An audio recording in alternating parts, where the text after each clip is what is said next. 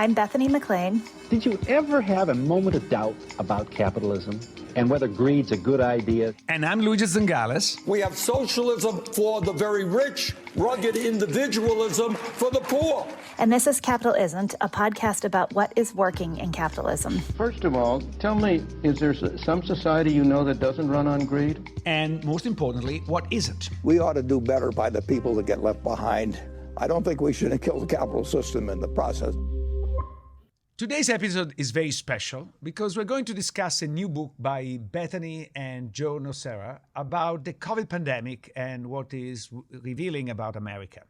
Though the format will be a bit different. Essentially, I will ask Bethany a bunch of questions, and at the end, we see whether we can arrive to a common view.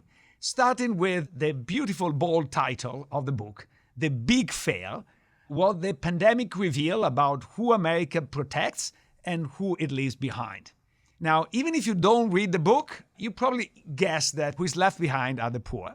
But even after reading the book, I have to say, I have some doubt on who is failing here. Is it Trump, the government, the capitalist system, democracy, the experts, all of the above?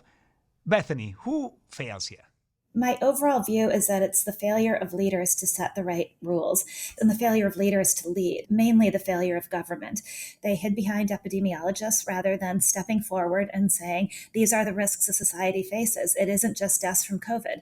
It's school closures. It's millions of kids being deprived of an education who have now lost their chance at a functioning life. It's people not being able to get health care and put off their health care and now dying of diseases that would have been preventable.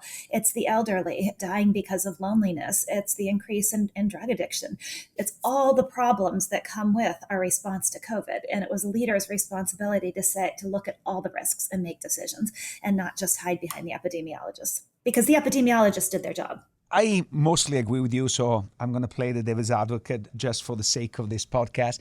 But failure presupposes a benchmark. In a sense, ex post, it's very easy to pinpoint what people did wrong. So what is the benchmark here? If you want to analyze who did relatively better or relatively worse, either as state governors or as leader of a country, what are the metrics you're looking at? Because this is part of the challenge here. It's not obvious. What is the objective function? I think that is part of the challenge and the challenge in any sort of retrospective. And so I also want to be really clear. The lurch to lockdowns in the early stages of the pandemic, fine, when we were all worried about the hospital system overcrowding.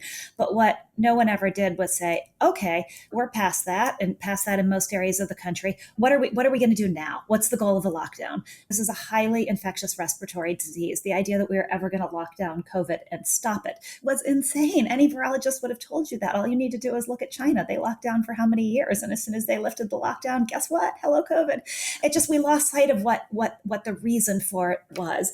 In terms of what people should have done differently, I think one of the key tenets of our book is that a lot of the problems that made COVID so bad in America were really a long time in the making. And this is a very inconvenient fact, but more people died in the first year of the Biden administration than they did in the final year of the Trump administration. And so to me, it's really magical thinking to say, oh, if we had just had a better president, this whole pandemic would have gone away. We wouldn't have had a problem in this country. It was all a failure of Trump's leadership. I think Trump did fail as a leader, but to blame the entire pandemic on Trump's failure as a leader it ignores the real numbers. I think there were a lot of problems. I think you have to start with the pre-existing terrible state of healthcare in America and the fact that we've left healthcare to be a market without ever thinking about what defines the failure or success in that market. We've left a lot of people without access to good healthcare. And it was easy enough to say, maybe if you were an economist, it was easy enough to say before the pandemic, well, so what? Those people can't afford healthcare. They're on their own. It doesn't matter. But what we saw in the pandemic is that we're all in it together. Lyndon Johnson had this great quote when he signed Medicare and Medicaid into existence. And he said, whatever we do as a country depends on the health of our people. And it's true. If we don't have a healthy population, then we're all vulnerable to the effects of a pandemic. There's almost no one in the pandemic there are a few people, but very few who managed to overcome polarization. One of the most stunning things to me in the early stages of the pandemic, as you probably remember, I was pretty outspoken on Twitter about being opposed to continuing lockdowns, mainly because I pointed out most of the deaths were happening in nursing homes. And I was adamant that we needed to get children back to school. I thought it was clear in the numbers coming out of China and coming out of Italy right out of the pandemic that healthy children weren't at risk and weren't super spreaders of this virus the way they were of influenza. And the numbers have been clear for decades about what happens to especially underprivileged children if they're left out of school. And one of the shocking things to me was I had people I know well, other journalists, friends, somebody wanted to stage an intervention because they were like, I didn't know you were a Trump voter. I was like, wait.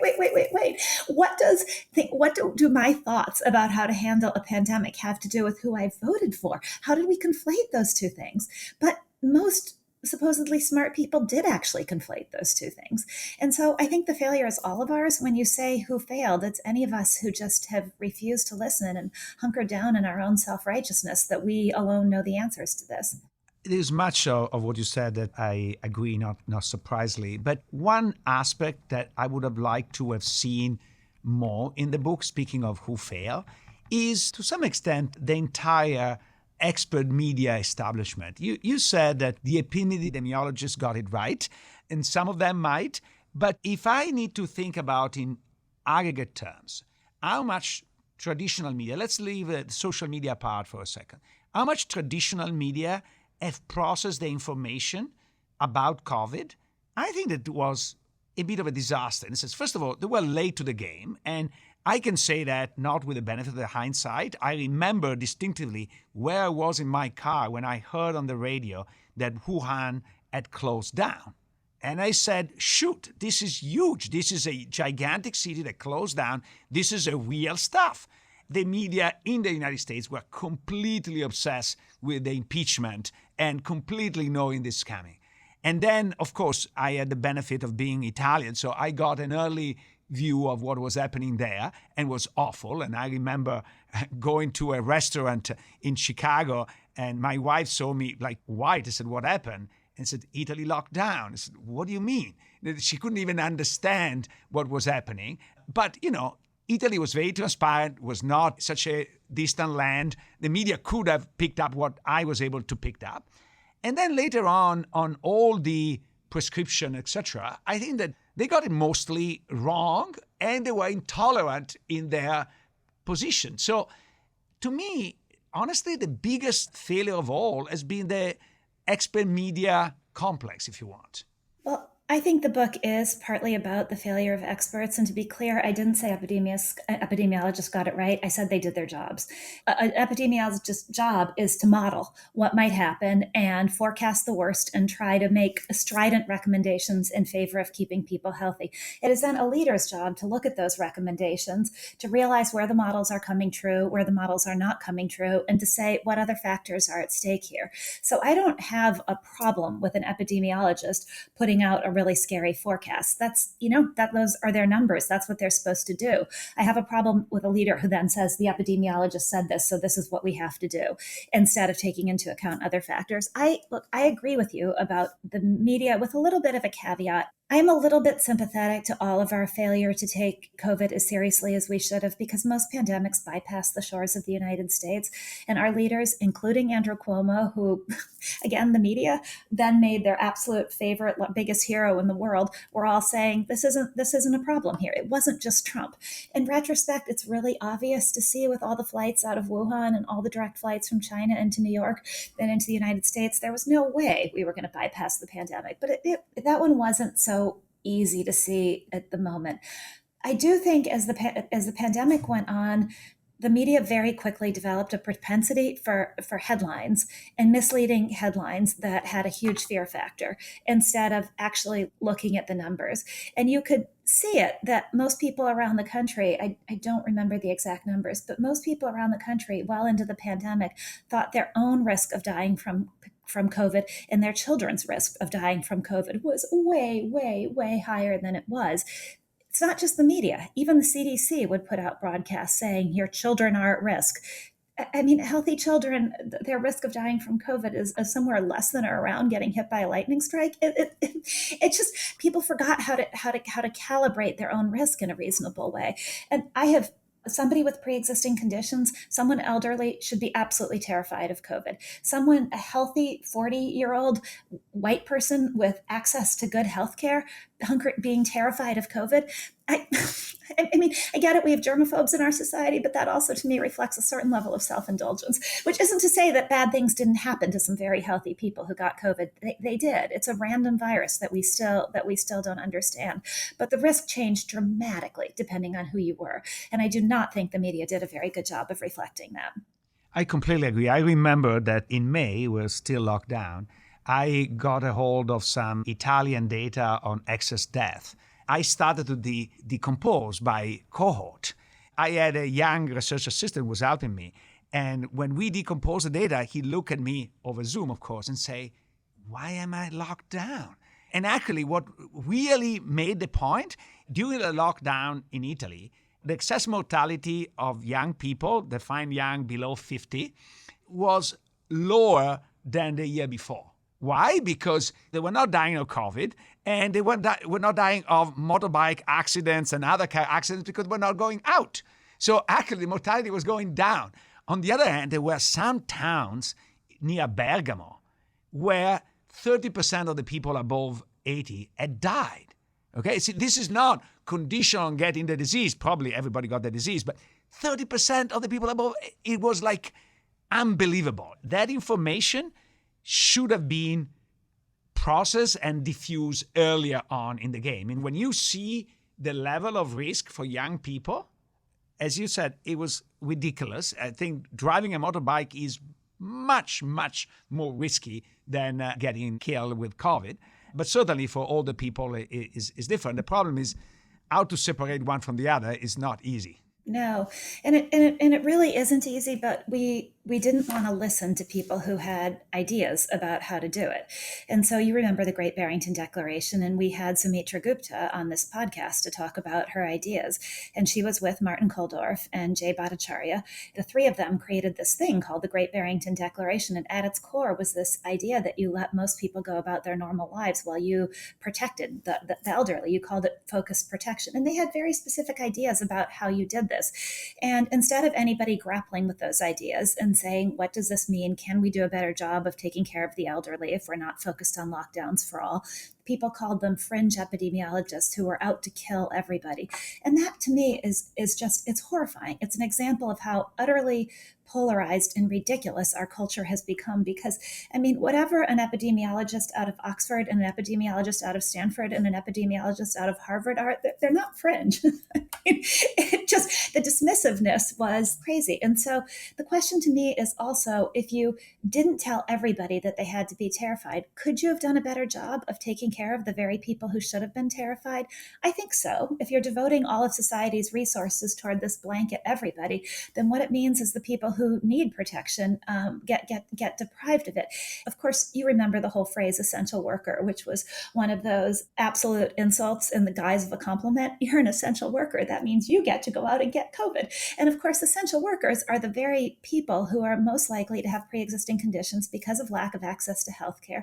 And so the Zoom class, one of the tenets of our book is that if it hadn't been for Zoom, we all and most affluent white collar workers would have been nowhere near as happy to lock down because we would have lost our jobs. But Zoom made it really easy. So you sit at home on Zoom, you collect your salary, you order from your grocery delivery services, you order from Amazon, and you feel very self-righteous. And you don't even think about the people who are out there doing their jobs so that you get to sit at home protected.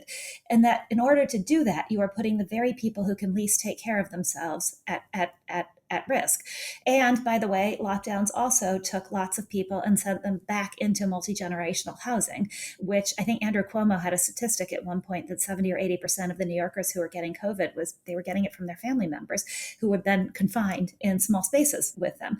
Closing parks. I mean, the insanity of the whole thing. And so lockdowns, whatever you think about lockdowns as a mechanism, broadly speaking, which I think we chronicle pretty well in the book, the skepticism about them from a scientific perspective, but we weren't able to do them in a way in America that didn't rebound on those least able to take care of themselves. And I think that's an incredible failing. The other thing that I thought was very interesting, because I did not notice at the time, but it's important, some companies like Walmart successfully lobbied to be considered essential so they could remain open, while maybe the corner grocery store was not as successful in lobbying. and they couldn't be considered essential. I think you have the story of this woman in California who had a restaurant outside. She was seeing that everybody else had some privilege, so they were open, and she was losing basically her lifetime earnings because she couldn't be open, and she started half revolt, right? Yeah. So another contention of our book about who the pandemic leaves behind is also small businesses. And we talk a really big game in this country about the importance of small business, and they are critical. That's where most jobs come from. That's what generally leads the economy out of a recession, are small businesses. We didn't do much to help them. We offered PPP loans, sure, but when you look at the bounty that was showered on big businesses in the pandemic in order to help them, it just makes a mockery of this notion that America is a land that cares about small businesses. And then you look at what we did to restaurants, which the initial round of PPP loans were badly designed for restaurants, although some were able to take advantage of it, and it absolutely was a lifesaver. But then restaurants lobbied frantically for more money, and all they got was a pittance through the Restaurant Revitalization Fund, which was emptied before most people could even have their applications processed. And restaurants provide a huge number of jobs for single mothers, for first-time jobs, and we just killed them. They're the backbone of cities, and we just killed them without any real thought for the fact that these were people's lives, which actually gets at another thing. It always bothered me in the early stages of the pandemic. You would be accused of being a really bad person if you cared about the economy, right? And I was always like, but the economy is people's ability to feed their families. It's people's ability to survive. Caring about the economy is not separate from caring about people's lives. The two go hand in hand.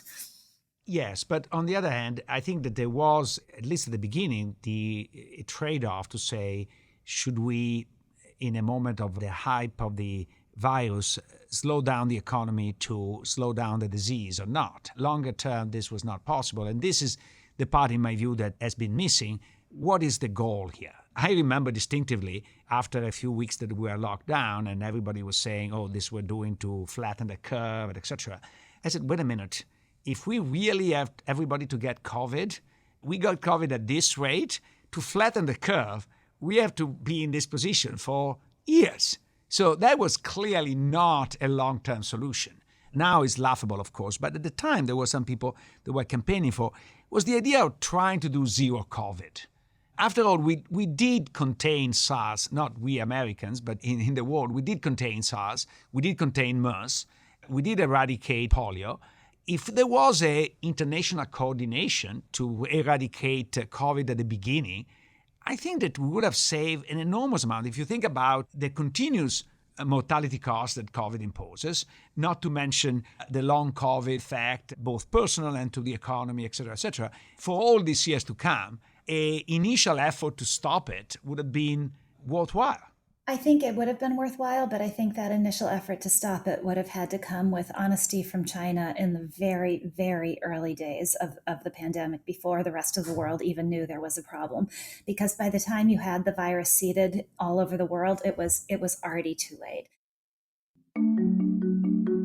If you're enjoying the discussions Luigi and I are having on this show, there's another University of Chicago podcast network show you should also check out. It's called Not Another Politics Podcast.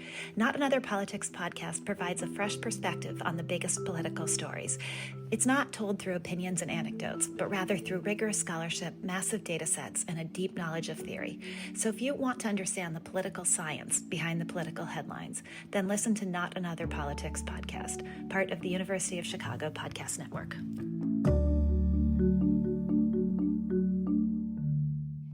I know you're not a Trump supporter, but I have to say that reading your book forced me to rethink my view of how Trump dealt with COVID. Because at the end of the day, Operation Warp Speed, and I would like you to describe it a bit to the listeners, because I think it was a gigantic success that, because it was done by Trump, nobody talks about. As you say in the book, there are a lot of important lessons that we should learn from it, independent of whether you are Trumpian or not, but I think are very important. If you look at Trump's record, he was against continuing lockdown for a long period of time, which exposed was the right thing to do. He invested massively in the vaccine, which was the right thing to do. He had a negative view of globalization, especially with China, that at least from what I seem to understand from your book, you seem to espouse. And at the end of the day, except for I cannot pronounce the crazy medicines that they give to horses and hydroxychloroquine. Yes. Yes, you're much better than me at remembering the exact name. Except for that, Trump did fairly well ex post. I'm not sure I agree with that. I agree with most of what you said. And I also think that Trump was right about the importance of getting kids back into school.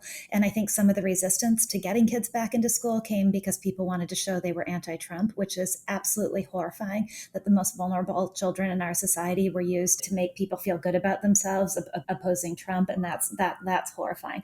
What Trump didn't do well is that he didn't lead. He didn't make the country feel like somebody was in charge. He didn't stand up in front of people and inspire confidence and act like a leader who had things under control and had a plan, because he's not capable of doing that. So I think he did fail as a leader, but I think he failed as a leader in the more subtle arts of leadership. There's an argument that warp speed could only have happened under Trump. There's also an argument that it happened despite Trump. And I'm not sure which one of those I believe.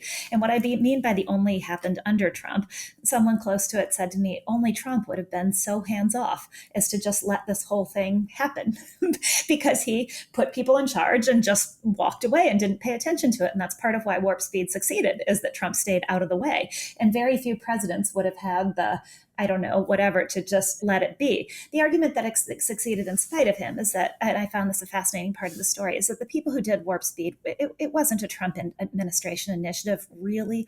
It was Alex Azar and other people within the Trump administration who had been marginalized, who understood the way the pharmaceutical industry worked and understood that the pharmaceutical industry on its own was not going to produce vaccines at the speed at which we needed them. And I think this goes back to the question about capitalism and what capitalism is and how it needs cooperation between a government and the market, because people who understood the pharmaceutical business understood that vaccines aren't a profitable business generally. They're not going to be rewarded by Wall Street, because too many times companies have raced to produce vaccines only to find them unused. So Wall Street frowns on that business. Government purchasers don't usually pay a ton of money. And so people thought Wall Street wouldn't have supported it. And pharmaceutical companies don't move quickly. Clinical trials take a really long time. And so what I loved about the warp speed chapter is that it showed that people inside government who understood all of this understood that the government needed to get involved to create the market and to provide surety for companies that their vaccines were going to be purchased, and to jumpstart the manufacturing, which is really the key part of warp speed, was the industrial mobilization needed in order to have those vaccines get through clinical trials and get manufactured at the speed at which they did. It's a really interesting story to me because it illustrates this broader need for this cooperation between government and business, for each to be able to supply what the other is missing, particularly in a time of crisis, and for each to understand the other's motivations and the other's capabilities and be respectful of those motivations and capabilities and figure out ways to make it work in combination. Yeah, I love that part. And I think I knew the part of creating the market. What really the book revealed to me is how to speed up the manufacturing process and to what extent the logistic of the army was crucial in mobilizing that and making that happen. This is basically what the Europeans did not do, because they don't have an army, at least collectively. There are individual army, but there is not a European army. But there is an American army, and the person put in charge, from what I understand, was phenomenal in doing that and being a complement to the financing component of it. It's really a beautiful story. And honestly, I've always been very skeptical of public-private partnership, because I always fear that instead of getting the best side of both, you get the worst side of both. But this is a phenomenal case in favor of it. My question is, to what extent these are only feasible when there is an enormous thing at stake that, number one, motivates people to behave properly, number two, put a lot of eyeballs on the issue. So one thing that you write in the book I didn't know, what is the name of the person in charge of the Operation Warp Speed? Moncef Slaoui. Moncef Slaoui, okay. That Moncef Slaoui actually sold all his shares in Moderna, because he was on the board of Moderna, and he sold all these shares and joined the Trump administration. I think that this guy needs a gigantic reward, because he knew what he was giving up. He did it because the stakes were so big. And then there's probably been a little bit of waste, but the waste was not as big, is because everybody felt a moral tension for the moment, and all the newspapers, all the medias were looking at the problem and ready to jump if anything was wrong. Unfortunately, this model is not easy to export in everyday's life because none of these two conditions is there. But I think it's fascinating.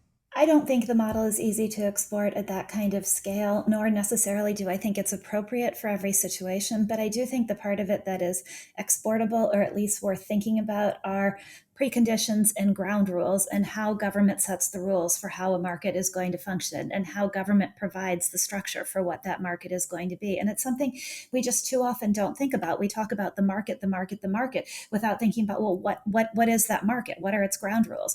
For instance, the flip side of warp speed in some ways is the hospital system in the United States. And the way that functions, people think of it as a free market, but yet 50% of a lot of hospitals' revenues comes from the government in the form of Medicare and Medicaid, and all the arcane rules about reimbursement and who gets paid what for what determines which hospitals survive and which ones thrive and which ones go bankrupt.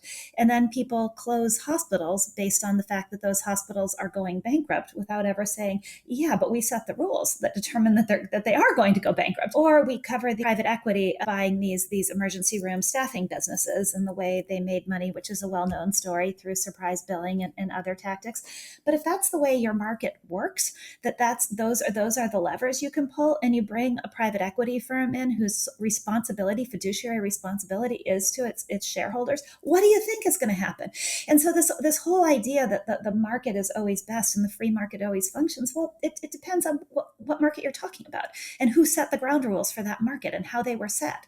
Absolutely. And this brings us to what I consider is, from my point of view, the central chapter of your book, which is chapter 6, The Folly of Efficiency, where you go pretty harsh against everything that the economist loves. So let's start. No. But I think that you make excellent points. So I think it would be very interesting for our listeners to discuss this. So I think in that chapter, if I can summarize it properly, you point fingers to three phenomena. One is the globalization. The second is what I call, these are not your words, but marketization. And the third one is private equity. So let's start with globalization first, okay? You seems to suggest that this was a very bad idea, or at least brought to some negative consequence. Can you make your case against globalization? I think we've actually made it on this podcast in some ways. It's not that globalization was bad per se, and I think in many ways it was inevitable. And it did bring some good things, but it's the way it was done carelessly, without any regard for the people who was leaving behind, the speed with which it was done, and without any regard for the fragilities it was introducing into the system. And it turns out, as we all saw through the inability to get PPE in the early stages of the pandemic, that lo and behold, when you've outsourced all of your manufacturing of masks and other items that hospitals need to China and a pandemic hits, guess what? No masks, no, and you can't get that back. And so my complaint about globalization isn't globalization per se. And I actually think I'm almost a little worried on the other side of it now that it's become very fashionable to critique globalization and say globalization bad. I'm almost worried on the other side of it because I'm not sure we want what's on the other side of it either. It, just like many things, was done carelessly without regard for the weaknesses that it introduced. And so everybody was surprised when those weaknesses came home to roost in the early stages of the pandemic. And everybody was shocked. I was shocked, at least. I mean, I don't think industry analysts were, but when I realized the extent of semiconductor chip manufacturing that is now controlled by Taiwan Semiconductor Company, and the fact that there's absolutely no catching up. I mean, there really isn't. There is no catching up. And I think that just happened without anybody ever saying, is this really what we want to be happening? And so it's the carelessness of it that bothers me. I think this is a failure at the political level of having a longer term view. There are two things. First, globalization took place under dominance of the United States, under Pax Americana. Now that the United States is less able to maintain that peace around the world, the problem with globalization starts to be much more severe. But second, not understanding the strategic component. So if you outsource the production of toys, that's not a big deal. But if you outsource the production of chips or very important strategic element, it's a different story, especially if you outsource it in areas that are dangerous or potentially politically dangerous. But there's a great quote that is so apropos here, and it's from the Great Gatsby of all things. But I think it does summarize a lot of our leaders over the past decades, and a lot of our elites. And they were careless people, Tom and Daisy. They smashed up things and creatures, and then retreated back into their money or their vast carelessness or whatever it was that kept them together, and let other people clean up the mess they had made. Yeah, this seems a very nice parallel with today's issues. But I am with you that there is, of course, the risk of the opposite of globalization, which is to push for a mercantilistic policy that inevitably leads to national tensions or tensions across nations and potentially war. There is a benefit of international trade that makes less likely to have a war, because if you trade, you generally don't fight. Now, the second point I think is very important. You complain about a excessive marketization of the world. I'm an economist, and I consider myself a market economist, but I'm sympathetic to the fact that there's not been enough discussion about what activities the market does better than the public sector and what activity the public sector does better than the market. For example, one topic which is quite important is prisons. We know that there are private prisons. Those private prisons seems to be overall pretty bad, because, surprise, surprise, they skip on qualities and they don't end up costing that much less. But for whatever reason, I think there are some activities that are done better by the market, some activities that are done better by the public sector. And I think we should discuss in, easy to say, not easy to do, in non-ideological term, which is which. I think so too. And then we should discuss on top of that, if we do think something is better done by the private market, what incentives are we setting up for the private sector? Are those the incentives we want? So if you allow a private equity firm to come in and buy a hospital or a nursing home, and the private equity firm's incentive and fiduciary responsibility is to get money to its shareholders, and as a result of doing so, the private equity firm is going to do a dividend recapitalization and layer debt on that already struggling hospital or nursing home, or sell the real estate out from under the hospital or nursing home in order to pay itself back for the acquisition, and then leave the hospital or nursing home to pay rent on facilities it previously owned. Are those the incentives you want? Is that what you want to see happen? And so even if you're going to argue that the private sector is better at certain activities, and I would make the same argument, by the way, you have to look at what the incentives are and what the possibilities are, and what you're doing. You can't just take refuge in the market. It's lazy. And this brings to your favorite topic, which is private equity, because as the listeners know, I'm not particularly in love with private equity, but I'm a little bit scared by your hate of private equity, because I think that private equity is simply capitalism on steroid. It's not that a company, just because a private equity company is worse or better than a public company. So I would like to know what it is that makes you so dislike private equity so much. Is the high power incentives? Is the lack of transparency? Is maybe conflict of interest? All of the above? What it is that remove the word private equity? What you don't like? Well, I think, and I'm stealing this a little bit from John Coates' wonderful book, The Problem of 12, it's not private anymore. Private equity dominates huge swaths of American industry, and the whole idea that it's private is this misnomer. I don't hate private equity. I hate private equity in certain industries. So I think when you look at what private equity did to the hospital sector, they came in some cases, made a lot of money for themselves, left an industry debt-ridden, struggling, and worse off than it was before. If that's private equity's business model, then how can you possibly be in favor of it? I don't think that's private equity's business model, not across all businesses, not across all private equity firms, but that's what happened with hospitals. And you have to be aware of that if you let private equity in. I have nothing against a private equity firm that buys a company and does what it's supposed to, brings in brilliant people and makes the company's strategy better and leaves the business better than they left it, and in the process makes itself a lot of money. Great, that's the way capitalism is supposed to work. What I do have a problem is that I think a lot of modern private equity is just financial engineering. They don't bring great strategy to businesses. What they bring is debt. And that debt enables them to make returns for themselves in the form of dividend recapitalizations, but it doesn't arguably do much for the business. It often leaves the business struggling under a huge debt load.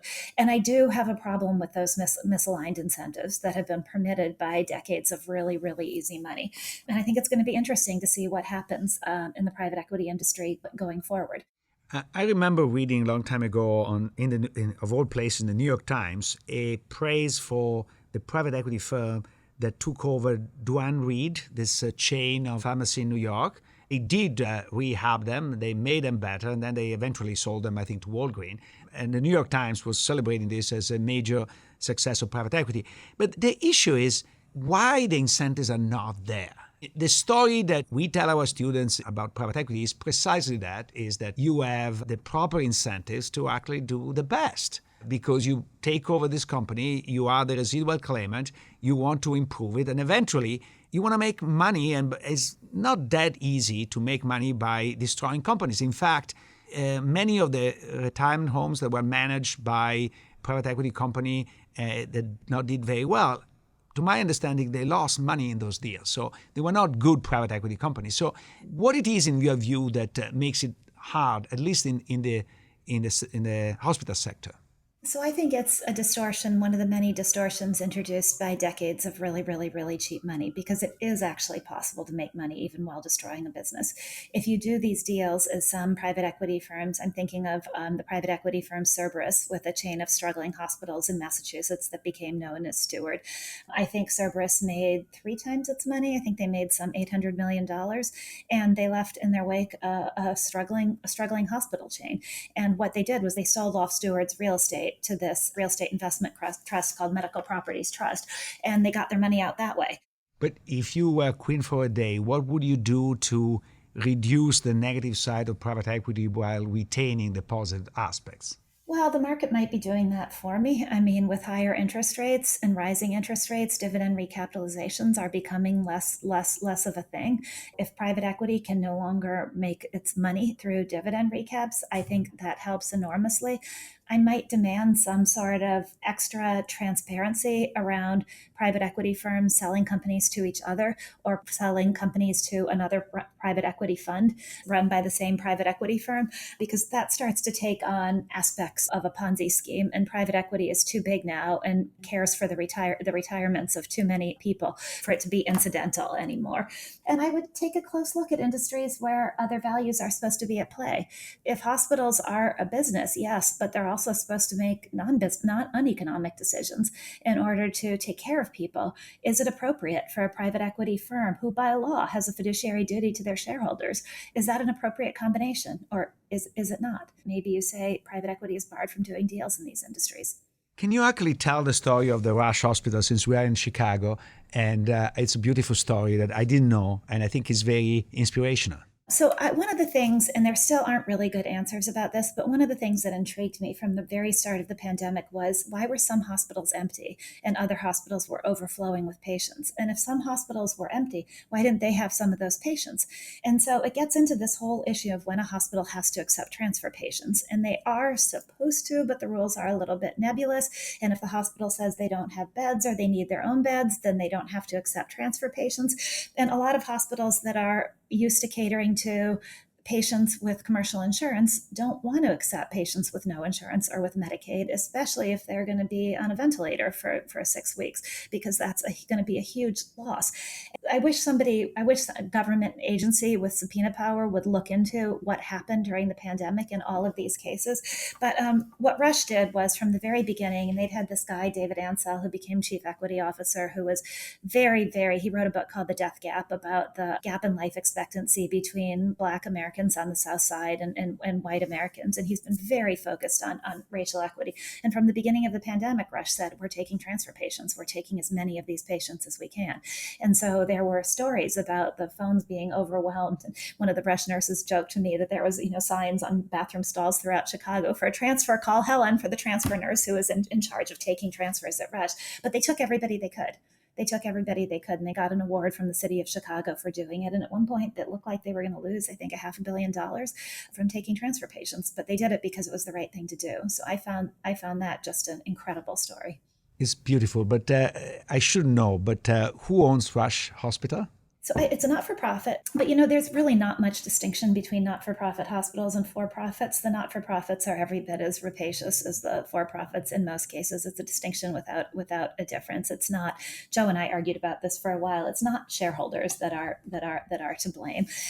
Anyway, but Rush it's a university system, so it's a not-for-profit like the University of Chicago. So if it is not the profit motive, what it is that makes the difference? Why a place like Rush did the right thing in that moment at a gigantic cost and other places didn't? Because Rush had for years in the works, they'd started this gigantic equity process that involved the whole west side of Chicago, that looked at Rush's place as the largest employer on the west side and said, wait, this is where we're located. We need to be doing a better job with everything in our community. We need to be using our purchasing power to be purchasing from Black businesses. We need to be taking better care of our population here, even though we're a world-class hospital. That doesn't. So it had been in the works for a really long time at Rush, I think under sort of the spiritual guidance of David Ansell, that this was their job. This was the role they needed to play in the community. So it was already built into the DNA of the place. So would you call this a capital is, a capitalisn't, or a state is or state isn't? I would call it a leadership isn't, because I think there are some leaders in the book who did do the right thing, General Perna, Mansell, Slawi, the people at Rush, but there are a lot who didn't. And I think, is it a capitalisn't? I think it is a capitalisn't. And what I worry about that is it's that old Winston Churchill quote that the worst possible system in the world is democracy with the possible exception of everything else that's ever been tried. And I think the same is true of capitalism. And I worry that by failing to look at its failings and where it doesn't belong and where it is going off the rails and where other values should be at work or where structures aren't doing what we want them to do, that we're throwing the whole thing in the scrap heap. Because there's a lot of members there's a lot of the younger generation that is thoroughly disillusioned with capitalism. Even I'm using our podcast name now. Fantastic. Thank you very much. Thank you, Luigi. Capitalisn't is a podcast from the University of Chicago Podcast Network and the Stigler Center in collaboration with the Chicago Booth Review. Also check out promarket.org, a publication of the Stigler Center. The show is produced by me, Matt Hodap, and Lita Cesarine, with production assistance from Utsav Gandhi, Sebastian Burka, and Brooke Fox. Don't forget to subscribe and leave a review wherever you get your podcasts.